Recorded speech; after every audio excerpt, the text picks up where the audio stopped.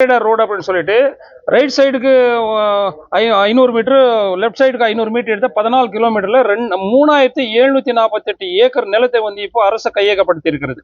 இதுல நாங்க என்ன சொல்லுவோம்னா, நாங்க விவசாயிகள் வந்து இந்த கிருஷ்ணகிரி மாவட்டத்தில் வாழணுமா இல்லை தமிழ்நாட்டில் இருக்கணுமா இருக்கக்கூடாதா என்பது முடிவெடுக்க வேண்டியது அரசாங்கம். அரசாங்கம் வந்து எந்த அரசியல்வாதின்னு 1 ஏக்கர் நிலம் இதுவரையும் 1 சென்ட் கூட அவங்களுக்கு போல. இது இல்லாமல் எல்லா இடத்துலையும் வந்து இப்போ ஒரு விமான நிலையம் கொண்டு வருவோம் அப்படின்னு சட்டமன்றத்தில் 24, 25 சட்டமன்றத்தில் மாண்புமிகு முதலமைச்சர் சொன்னாரு, நம்ம ஓசூர் சட்டமன்ற உறுப்பினர் சொன்னாரு. மறுபடியும் வந்து நம்ம இவரு எம்பி நாடாளுமன்ற உறுப்பினர் சொன்னார். மறுபடியும் வந்து மேடையில் வந்து போன 15 நாள் முன்னாடி வந்து இங்க வந்து விமான நிலையம் வராது அப்படின்னு சொல்றாரு. அதே வாயில சொல்லி விமான நிலையம் வரும் அப்படின்னு சொல்லி வராது அப்படின்னு சொல்லும் போது எங்களுக்கு வந்து இந்த சட்டமன்ற உறுப்பினர், இந்த நாடாளுமன்ற உறுப்பினர் மேல எங்களுக்கு வந்து சந்தேகம் இருக்கு. இது இல்லாமல் 3 நாளுக்கு முன்னாடி நம்ம கனிமொழி அக்கா வந்து என்ன சொல்றது, விமான நிலையம் ஓசூருக்கு வந்தே வரும் அப்படின்னு சொல்றாரு. அரசியல்வாதி இவங்க கட்சியிலேயே அங்க விமான நிலையம் வரும்னு சொல்றாரு, மறுபடியும் இவங்க சட்டமன்ற உறுப்பினர் வரதில்லை அப்படின்னு சொல்றாரு, மறுபடியும் நாடாளுமன்ற உறுப்பினர் கனிமொழி அக்கா வருது அப்படின்னு சொல்றாரு. இதனால வந்து இந்த திமுக அரசை நாங்க எப்படி இதை நம்புறது என்பதுதான் நம்ம விவசாயிகளுடைய கோரிக்கை வந்திருக்கு. இது இல்லாமல் கிருஷ்ணகிரி இப்போ ஓசூர்ல வந்து ஒரு 12 வந்து நம்ம ஹவுசிங் போர்டு இருக்கு. இதுல வந்து இப்போ எஸ்டிஆர் ரோடு, இது இல்லாமல் வந்து ஒரு 3000 ஏக்கர் வந்து நம்ம கிழவரப்பள்ளி ஆணை இருக்கு. இது எல்லாமே இல்லாத இப்போ வந்து புதிதாக வந்து மறுபடியும் இந்த எஸ்டிஆர் ரோடு பக்கத்துல வந்து சேரிடார் ரோடு எடுத்தாங்கன்னா அவங்க கையகப்படுத்துறது 3850 ஏக்கர்னா பக்கத்துல வந்து 15000 ஏக்கர் வந்து விவசாயிகிட்ட இருக்கக்கூடிய நிலத்தை எல்லாம் வந்து நாலேஜ் காரிடார்ல புணிக்கிட்டாரு. எல்லாமே புணுங்கிறார். எந்த விவசாய நிலத்துமே இங்க இருக்கிறது இல்லை. இங்க படைச்ச பசங்க வேலை இல்லாமல் வாட்ச்மேன் வேலையை பார்க்குறாரு. ஆனால் நிலம் நம்மளது கஷ்டப்படுதுனாமோ எங்கேயோ வெளிநாட்டில் இருந்து வெளி மாநிலத்தில் வந்தவங்க இங்கே வேலையை பார்க்குறாரு. இங்கே இருக்கக்கூடிய ஸ்டூடெண்ட்டுக்கு இந்த எதுக்கு வேலை கொடுக்கறது இல்லைன்னா இங்கே யூனியன் பண்ணுறாரு அப்படின்னு சொல்லி இந்த அரசாங்கம் ஒரு பொய்யான வாக்குறுதி கொடுத்து இந்த பகுதியில் இருக்கக்கூடிய மக்களை அனைவருக்குமே படித்த பசங்களுக்குமே வந்து நம்ம அரசாங்கம் வந்து தமிழ்நாட்டில் இருக்கக்கூடிய ஆளுங்கட்சியோட எந்த கட்சி வந்தால் கூட நாமம் போட்டு தான் இழுத்துட்டு வருவார். இதனால நாங்கள் என்ன சொல்லுவோம் அப்படின்னா, ஓசூர் பகுதி கிடையாது, ஓசூர், சூளகிரி, தேன்கனி கோட்டையில் வந்து ஒரே ஒரு பூடி மண் எடுக்கிறது கூட நாங்கள் விடமாட்டோம் என்பது நாங்கள் ஒரு உறுதியாக சொல்லுவோம். இது இல்லாமல் நேற்று இரவு நம்ம வேளாண்மை துறை அமைச்சர் வந்து பெங்களூர்ல அசோகா ஹோட்டலுக்கு வந்திருந்தாரு. நாங்கள் எல்லாருமே போய் நேரடியாக சந்திச்சுட்டு நம்ம கிருஷ்ணகிரி மாவட்டத்தில் இனிமேல் எந்த சிப்காட் வரக்கூடாது, எந்த விமான நிலையம் வரக்கூடாது அப்படின்னு நாங்கள் சொல்லும்போது உறுதியாக வரதில்லை அப்படின்னு சொல்லி நம்மளுடைய மத்திய அமைச்சர் வந்து உறுதி சொல்லியிருக்காரு. இதுக்கு மேலாக நம்ம தேங்கனி கோட்டை வந்து கிருஷ்ணா நதியிலேருந்து நீங்கள் தண்ணி எடுத்துகிட்டு வரீங்களோ காவேரி எடுத்துகிட்டு வாங்க, இது பச்சை மண்டலமாக மாற்றணும் அப்படின்னு சொல்லிட்டு ஒரு மனு நாங்கள் கொடுத்தோம். அதுக்கு ஏற்றுக்கொண்டா நம்மளுடைய அமைச்சர் வந்து நான் இதுக்கு ஒரு தீர்வு கொண்டு வரேன் அப்படின்னு சொல்லியிருக்காரு.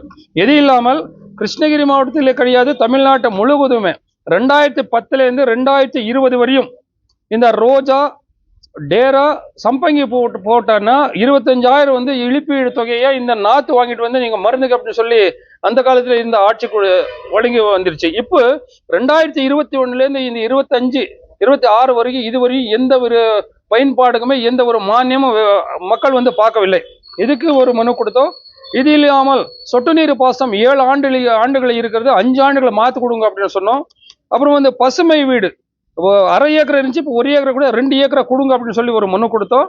இது இல்லாமல் வந்து பேக் ஹவுஸ் அப்படின்றது 2010 வந்து வெறும் 2 லட்ச ரூபாய் இருந்துச்சு, இப்போ 5 லட்சம் மாற்றி கொடுங்க அப்படின்னு சொல்லி ஒரு மனு கொடுத்தோம். இதுக்கெல்லாம் ஏற்றுக்கொண்ட மத்திய அமைச்சர் வந்து இதுக்கு ஒரு தீர்வு நாங்கள் கொண்டு வருவோம் அப்படின்னு சொல்லி உறுதி கொடுத்தார்.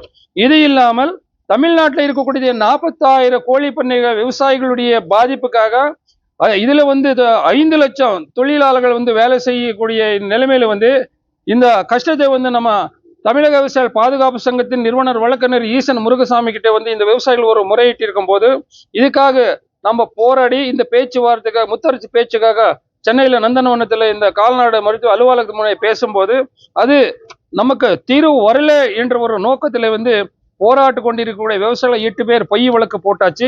அந்த 8 விவசாயிகளை விடுதலை செய்யணும் அப்படின்னு சொல்லி ஆயிரக்கணக்கில் விவசாயிகள் போய் உட்கார்ந்து இருக்கும் போது அந்த ஆயிரக்கணக்கில் இருக்கக்கூடிய விவசாயிகள் எல்லாம் ஒரு மண்டபத்தில் போட்டு சாயங்காலம் வந்து 8 மணி நேரத்தில் விடுதலை செஞ்சார். அப்போ வீட்டுக்கு போகும்போது மறைமுகமா காவல்துறை வந்து இந்த கார்பரேட் கம்பெனிகள் கிட்ட லஞ்சமாக வாங்கி கொண்டு நம்மளுடைய போராளி மாபெரும் தலைவர் ஈசன் முருகசாமியை வந்து கைது செஞ்சு இதுக்கு சிறையில் வச்சிருக்கிறார்.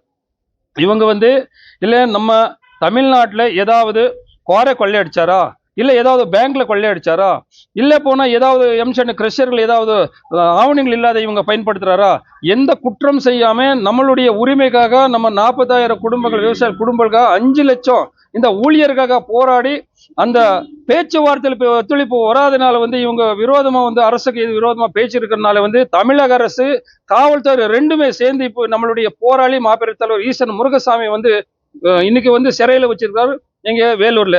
இது 2010 கலைஞர் இருக்கும்போது இதேதான் நடந்துச்சு. இப்போ 2024 23 24 25 தொடர்ச்சியாக போராளி விவசாயிகள் வந்து சிறையில வைக்குது. இது திமுக அரசுக்கு வந்து பழக்கமாச்சு போய். இதனால நாங்க என்ன சொல்லுங்க, நம்ம தமிழக விவசாய பாதுகாப்பு சங்கத்தின் சார்பாக நாங்க இந்த அரசவே வன்முறையாக கண்டிக்கிறது.